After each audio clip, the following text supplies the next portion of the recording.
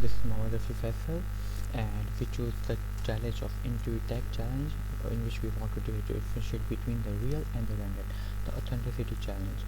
Okay, so here comes the things. First of all, like the challenge what the company is currently using, they are using a recording of video, and they are allowing prompting the user to read aloud the three digits.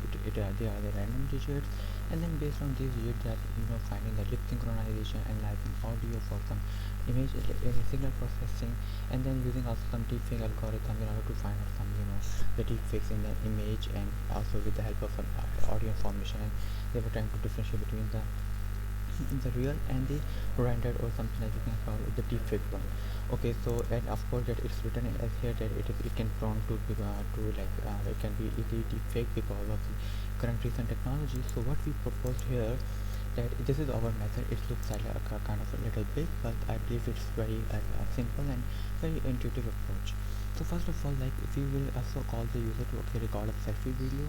Okay, and based on a selfie video, like we are not just asking for a single thing, we are asking for multiple things to them. Like first of all, like we definitely we need an audio, because it's a very important factor that we should have audio of the clients. So we are recording the audio of the client, and we are just randomly generating three digits. And then for the next step, we are asking the prompting the user, the client, to they have to slide their hand in front of their face. Like they have to move the hand in front of their face from top to bottom. And the third thing is they have to rotate their head from left to right. The reason of putting these things, like because these all deepfakes are good at mimicking, or they are good at deepfaking the image which is static, but in terms of movement or something like this, they are not very well, because whenever an object is moving, a face is moving, so for the movement there are some pixels which are pixelated.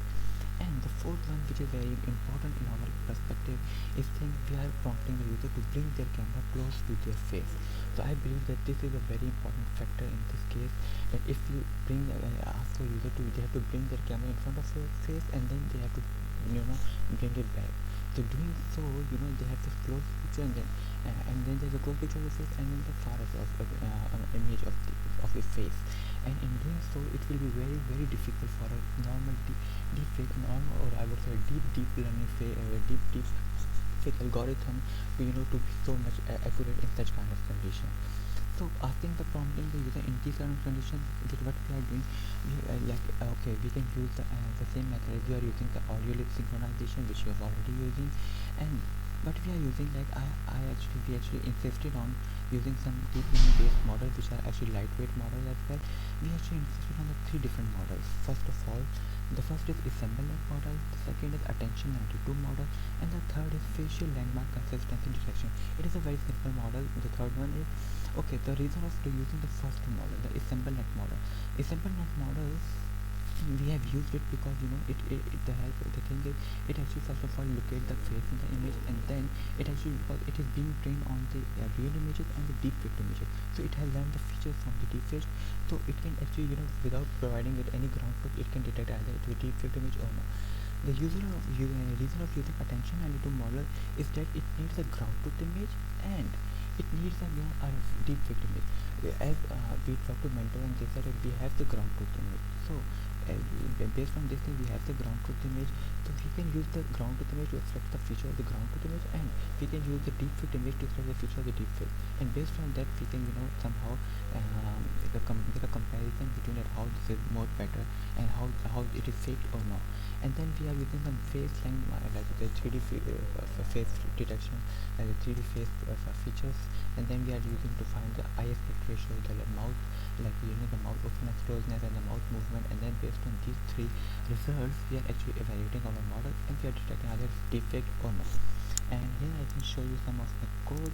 Like, okay, this is the code. Like, first of all, we have also developed an application for this purpose, in which we are it's a very simple, like using OpenCV, and in which we are asking the user to, I will just show you, and asking the user to we just there are some three random numbers generated here, and then we are going to slide its hand, like the sliding hand is something like this, and then move left and right. And then again, okay, for the facial, and then there comes the assemble net. For the assemble net, we have, like, it is being trained on the real and the face images. So first of all, it actually looks for the images of the human being, and then based on that, it actually detects that either it's real or it's fake.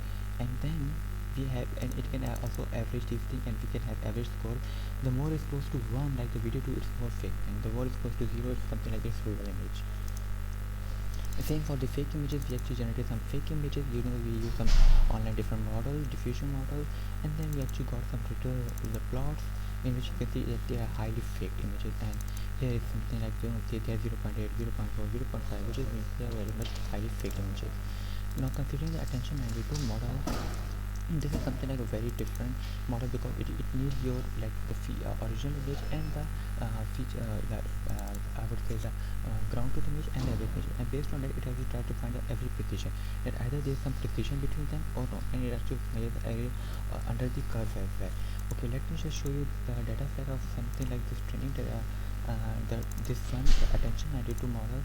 The attention 92 model actually works based on, here we have some face forgery. Yeah, we are using the face forgery because we are, first of all, we are reading some inputs. There is the video frame, we are extracting the frames from them. Every video we will extract some frame, and then from this frame what we are doing is actually we are detecting the faces. Sorry, here are the faces, and then we are actually aligning these faces, and then based on these faces we are actually finding the features of it, and then we are actually find out, like, we are actually using the cosine similarity to find out similarity between this deepfake image and the original feature image.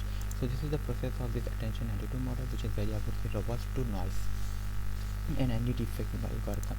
The last and not the least, which is actually our the model which is using the features, face landmark features. You can see, as in the audio, we have made the face landmark, and you can see the eye aspect, which is kind of very much open. I actually recorded for this purpose, and I got the result as well. You can see that it's actually showing me the result that blinking red is abnormally low, which means there is something like a red flag on it. So thank you. This is based on our approach, and this is what we decided to work on it, and how we can tackle this problem.